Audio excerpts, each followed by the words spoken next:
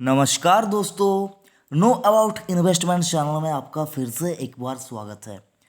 Friends, आज हम लोग यहाँ पर IDBI, PNB, yes bank, SBI यानी कि बात करें आईसीआईसीआई एक्सिस बैंकिंग इंडस्ट्रीज के जो स्टॉक्स इंडियन स्टॉक मार्केट में ट्रेड करते हैं, अगर आप चाहते हैं उनमें पैसा लगाकर अच्छा पैसा कैसे कमाएं, तो उसी के ऊपर आज का ये वीडियो है। और जैसा कि आपने थंबनेल में देखा कि तीन स्टॉक्स के यहाँ पर बारे में आपने देखा, आईडीबीआई, यस बैंक, पीएनबी। ये तीन स्टॉक्स एक ज़माना था, यहाँ पर आप देख पाएंगे 2010 में ये जो सरकारी बैंक्स थे, उसी के साथ अगर आप यस बैंक को भी ले ले प्राइवेट बैंकों में, तो ये सारे जो बैंक्स थे ये बहुत ही अच्छे कंडीशन में थे। इनके स्टॉक्स का प्राइस अगर बात करें तो उस जमाने में बहुत अच्छा हुआ करती थी। लेकिन अभी क्या हुआ हमको ये समझना है। सबसे पहले आप एक चीज समझिए, इंडियन स्टॉक मार्केट में जितने भी सेक्टर हैं, अगर यहां पर आप मेरे से पूछे कि सबसे पेचीदा सेक्टर कौन सा है, तो वो बैंकिंग सेक्टर है। क्योंकि बैंकिंग सेक्टर एक इकलौता ऐसा सेक्टर है जो कहीं ना किसी तौर से दूसरे सेक्टर के साथ जुड़ी हुई है। ऐसा तो नहीं कि बैंकिंग सेक्टर से बैंकिंग सेक्टर को लोन देते हैं। बैंकिंग सेक्टर को ऑयल एंड गैस को लोन देना पड़ता है, टेलीकॉम को लोन देना पड़ता है, टेक्सटाइल सेक्टर को लोन देना पड़ता है, मेटल सेक्टर को लोन देना पड़ता है, पेपर सेक्टर को लोन देना पड़ता है, एग्री सेक्टर को लोन देना पड़ता है, केमिकल सेक्टर को लोन देना पड़ता है। मतलब हर वो तमाम कंपनी जो ग्रो करना चाहती है उनको बैंक से लोन यहाँ पर लेना ही लेना है। हो सकता है कोई बैंक कम ले, कोई कंपनी कम ले, कोई ज़्यादा ले, या फिर हो भी सकता है कोई कंपनी लोन ना ले। अगर उसका कैपिटल ग्रोथ ठीक ठाक है, उसके पास हाथ में कैश रहता है, तो ठीक है, ना ले। लेकिन अमूमन ज़्यादातर केस में यहाँ पर देख पाएंगे कि लोन तो कंपनियों को लेना ही पड़ता है। तो आज हम लोग यहाँ पर डिस्कस करेंगे जो आईडीबीआई बैंक का स्टॉक है, ये कभी 195 में ट्रेड करता था। आईडीबीआई बैंक का अगर आप चार्ट यहाँ पर मैक्सिमम चार्ट देखिए तो आप देख पाएंगे बहुत ही ज़्यादा उठापटक हमको इस स्टॉक में देखने को मिली है। लंबी अवधि की ये चार्ट, मतलब 2000 से पहले, मतलब 1999 से लेकर अगर आप अभी तक का भाव देखें तो यहाँ पर आपको ये चार्ट नजर आएगा। तो ऐसा भी ज़रूरी नहीं, मैं यहाँ पर आईडीबीआई बैंक नहीं, मैं यहाँ पर बैंकिंग सेक्टर की बात कर रहा हूँ। बैंकिंग सेक्टर का कोई भी स्टॉक हो, उसका चार्ट कितना भी अच्छा हो, अगर चाहे वो चार्ट कितना भी अच्छा हो, लेकिन आपको चार्ट देखकर यहाँ पर इन्वेस्ट नहीं करना है। बैंकिंग सेक्टर को जो लोग प्ले करना चाहते हैं, उनमें पैसा लगाना चाहते हैं, तो सबसे पहले आपको समझना होगा कि आप एक ऐसे सेक्टर में पैसा लगा रहे हैं जो हर कोई सेक्टर को यहाँ पर लोन देता है। तो यहाँ पर आप देख पाएंगे यस बैंक, इसका चार्ट आप देखिए। ये चार्ट आपको लगभग 2002 से लेकर 2006 से लेकर ऐसे आपको यहाँ पर चार्ट दिखेगा। चार्ट में सब कुछ ठीक था, लेकिन लास्ट 1-2 साल में ये चार्ट पूरी तरह से बिगड़ता हुआ हम लोगों को दिखने को मिला। तो जो लोग यहाँ पर 5 साल पहले चार्ट देखकर इन्वेस्ट करके बैठे हैं, तो उनकी कोई गलती नहीं है। उन्होंने सोचा था यस बैंक बहुत अच्छा बैंक बनेगा, बहुत अच्छी ग्रो करेगा, लेकिन वो गलत हो गए।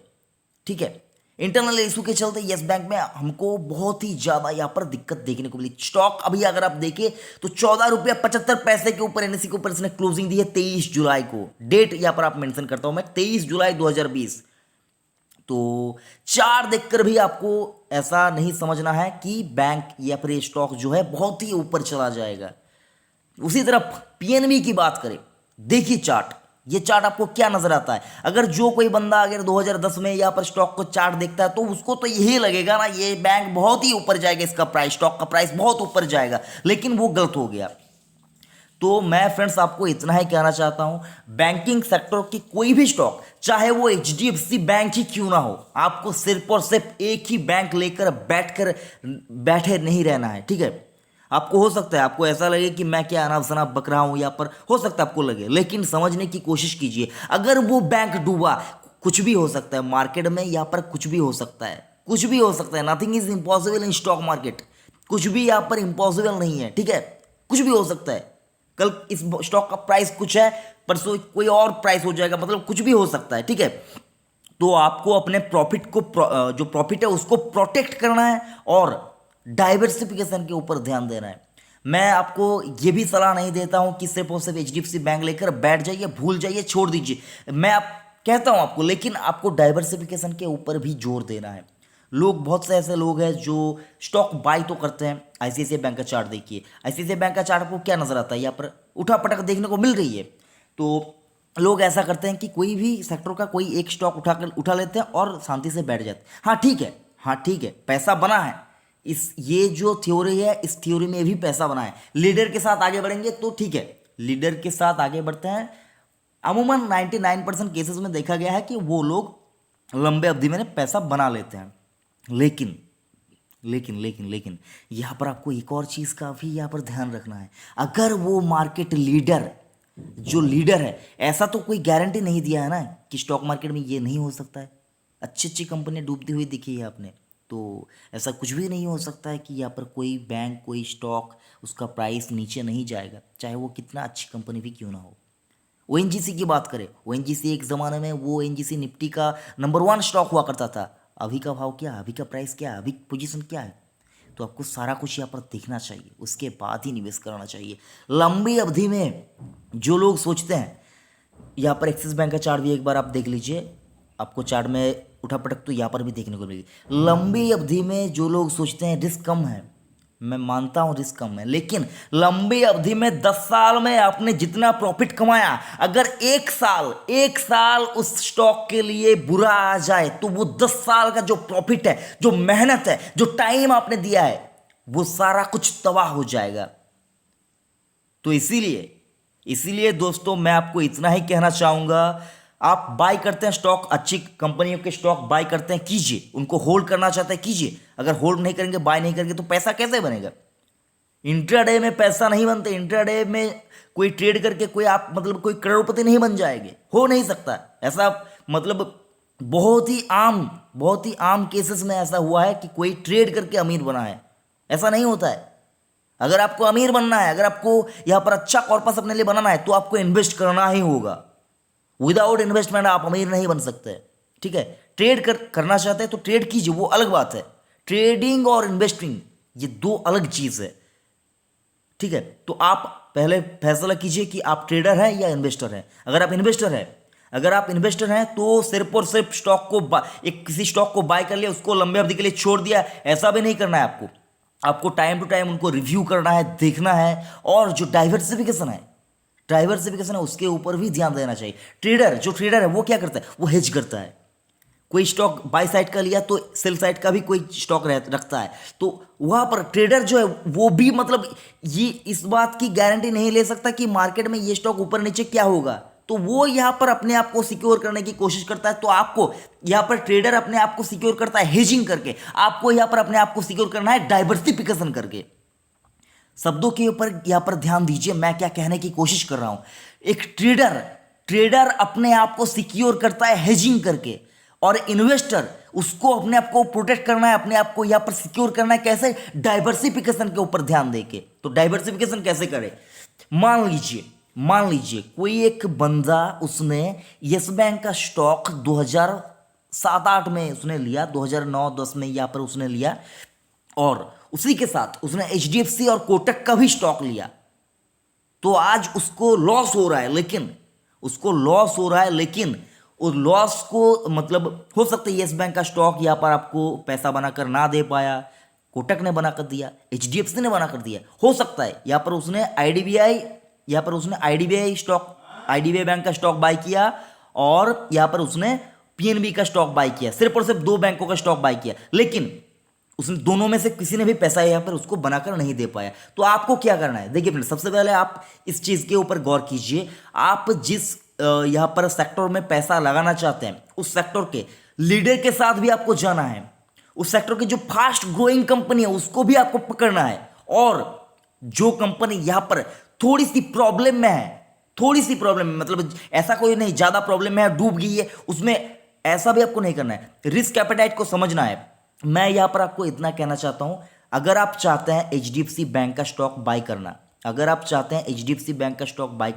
तो एचडीएफसी बैंक का स्टॉक आप डेफिनेटली बाय कीजिए। मार्केट लीडर है, नंबर 1 बैंकिंग प्राइवेट बैंक है, तो यहां पर आप बाय कीजिए। लेकिन उसी के साथ साथ मैं आपको यह भी कहूंगा कि आप कोटक को भी लीजिए, एक्सिस को भी लीजिए, आईसीआईसीआई को भी लीजिए, क्योंकि तीन एक कैटेगरी में। लेकिन उसके साथ आपको एक और चीज ध्यान रखना होगा। अगर मान लीजिए HDFC, axis, Kotak, ICICI, HDFC, axis, Kotak, ICICI, चार प्राइवेट, यहां पर आपको ये भी देखना है, चारों के चार जो है ये प्राइवेट बैंक है। अगर प्राइवेट बैंकिंग सेक्टर मतलब प्राइवेट बैंक का जो सेक्टर है, उस सेक्टर में अगर कोई दिक्कत आता है तो आप क्या करेंगे?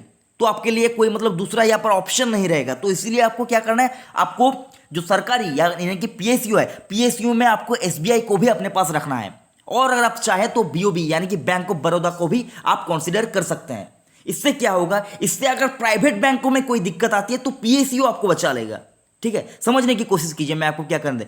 एक जो ट्रेडर है वो अपने आप को सिक्योर करता है हेजिंग करके, यानी कि बाय और सेल दोनों करके अपने आप को यहां पर सिक्योर करता है। लेकिन इन्वेस्टर, उसको भी तो अपने आप को सिक्योर करना है ना, तो वो तो जिंदगी भर के लिए 20 साल के लिए हेजिंग करके नहीं रख सकता ना। तो उसके लिए उसको क्या करना है, उसके लिए उसको डाइवर्सिफिकेशन के ऊपर गौर करना है। तो डाइवर्सिफिकेशन कैसे करें? दोनों सेक्टर है। देखिए बैंकिंग में तो ऐसा नहीं कि बैंकिंग में सिर्फ और सिर्फ एक ही बैंक है। यहाँ पर बैंकिंग में आपको बहुत से बैंक मिल जाएंगे। तो इसीलिए आपको दो मेनली मेजर दो कैटेगरी होते हैं, एक होता है प्राइवेट, एक होता है पीएसयू। आपने प्राइवेट में 3-4 बैंक यहाँ पर बाय किया, आपने पीएसयू में आपने दो स्टॉक यहाँ पर, दो कंपनियों के स्टॉक यहाँ पर आपने बाय किया। उसी के साथ साथ प्राइवेट में देखिए कौन से दिक्कत में है। दिक्कत वाले बैंकों में आप देखिए कौन सा कम दिक्कत में, मतलब जो बाउंस बैक कर सकती है, ग्रो कर सकती है, उम्मीद है, उसको भी आपको बाय करना है। और पीएसयू में भी आपको वही स्ट्रैटेजी फॉलो करना है। और आपको यह भी देखना है कि कौन सा प्रॉब्लम, मतलब कौन से बैंक के साथ कौन सा वो प्रॉब्लम है जो टेम्पररी है, टेम्पररी प्रॉब्लम है, लेकिन उसका जो सॉल्यूशन है वो सॉल्यूशन यहां पर उसको नहीं मिल रही है। सॉल्यूशन जिस दिन मिला उस दिन वो स्टॉक भाग जाएगा, उसको भी आपको देखना चाहिए। इन्वेस्ट ऐसा नहीं किया जाता कि आपने किसी ने बोल दिया, आपने धड़ाम से उस स्टॉक को बाय कर लिया, ऐसे इन्वेस्टमेंट नहीं होता है। इन्वेस्ट करने से पहले ऐसा नहीं कि कोई स्टॉक यहां पर आपको मौका नहीं देगा, कोई स्टॉक भाग रहा है, आप 20 साल के लिए बाय करना चाहते हैं, 10 साल के लिए बाय करना चाहते हैं, तो क्या होता है, अगर 2-3-5 महीना अगर आपने उसमें रिसर्च करने में अगर आपने लगा दिया, तो ऐसा तो नहीं कि आपका पूरा 10 साल बीत गया, फिर भी आपको 9 साल यहां पर 9 साल 7 महीना आपको मिलता है उस स्टॉक में इन्वेस्टेड रहने के लिए। तो पहले अपना जो एनालाइज है, रिसर्च है, वो कंप्लीट कर लीजिए। मार्केट कहीं नहीं चला जा रहा है, कोई स्टॉक का प्राइस आपको यहां पर मतलब अगर 5 महीने में, ऐसा तो नहीं कि 5 महीने में कोई लार्ज कैप स्टॉक मतलब मल्टीपल का रिटर्न दे देगा, ऐसा तो नहीं होता ना। तो पहले अपना रिसर्च कीजिए। मैंने यहाँ पर जो स्ट्रैटेजी आपको बताई उसके ऊपर भी एक बार ध्यान दीजिए, ठीक लगे तो स्ट्रैटेजी को फॉलो कीजिए, अदरवाइज मैं कोई नहीं होता हूँ आपको बोलने वाला, आपको स्ट्रैटेजी देने वाला। तो अगर आपको अच्छा लगता है तो डिसीजन अपने आप से लीजिए। और इन्वेस्ट करने से पहले अपने वित्तीय सलाहकार की राय जरूर लीजिए। किसी के रिकमेंडेशन से, कोई बोले, किसी को फॉलो करके स्टॉक मार्केट में आप लोगों को फॉलो कीजिए। वो कौन सी स्ट्रैटेजी फॉलो करते उसको फॉलो कीजिए, वो कौन सा स्टॉक बाय करते इसके ऊपर ज्यादा फोकस मत कीजिए। क्योंकि हो सकता है आप किसी बड़े निवेशक को फॉलो कर रहे हैं, उसके पास सिर्फ और सिर्फ वही स्टॉक नहीं है, उसके पास अपना एक बड़ा पोर्टफोलियो है। आप सिर्फ एक स्टॉक का नाम सुन रहे हैं कि उसने उसमें बाय किया, खरीदारी की, आपने उसको धड़ाम से खरीद लिया। उसमें क्या होगा, अगर उस बड़े निवेशक ने जो स्टॉक यहां पर बाय किया, अगर वो स्टॉक मतलब बहुत ज्यादा गिर भी जाता है तो उसको कोई फर्क नहीं पड़ेगा। लेकिन आपको क्या होगा, आपको फर्क पड़ेगा। आपने वहां पर अपना जो मतलब कोर पोर्टफोलियो से पैसे निकाल के आपने उसमें डाल दिया, उसमें रिस्क रहता है, आप मार्केट से बाहर हो जाएंगे, एक दिन में आपको मार्केट अपने बाहर निकाल देगा। तो आपको ऐसा भी नहीं करना है, किसी को नहीं फॉलो करना है, अपने आप का रिसर्च कीजिए। कुछ भी नहीं लगता रिसर्च करने के लिए टाइम लगता है। समझ बहुत ज़्यादा यहाँ पर, अगर आपने यहाँ पर बहुत मतलब इन्वेस्टमेंट रिलेटेड कोई बहुत बड़ा कोर्स नहीं किया तो ऐसा नहीं कि आपको समझ में नहीं आएगा। आसान सी चीज़ है, टाइम दीजिए, मतलब एक आदत बनाइए कि मुझको हर हफ्ते किसी एक स्टॉक के ऊपर पूरी रिसर्च जो है वो कंप्लीट करनी है। ज़्यादा कुछ भी नहीं करना है, अच्छा निवेशक बनने के लिए यही करना है और पेशेंस रखना है। प्रॉफिट को जो है वो प्रॉफिट को अपने मतलब बुक करते जाना है, बीच बीच में प्रॉफिट भी बुक करना है। और कोई अगर आपने गलती कर दी है, कोई मतलब ऐसी कोई स्टॉक में आपने इन्वेस्टमेंट कर दी है जो स्टॉक गिर रहा है, तो आपको वो लॉस भी यहाँ पर काट के निकल जाना है। ठीक है, ऐसा नहीं कि लॉस झेलते जाना है, लॉस बुक करना भी सीखना चाहिए। ठीक है, आई होप फ्रेंड्स वीडियो आपको अच्छा लगा तो लाइक जरूर करना, बेकार लगे तो डिसलाइक कर दीजिए। और अगर आपको लगता है चैनल को सब्सक्राइब करना चाहिए तो चैनल आप ही का है, सब्सक्राइब कर डालिए। थैंक यू फ्रेंड्स, जय हिंद।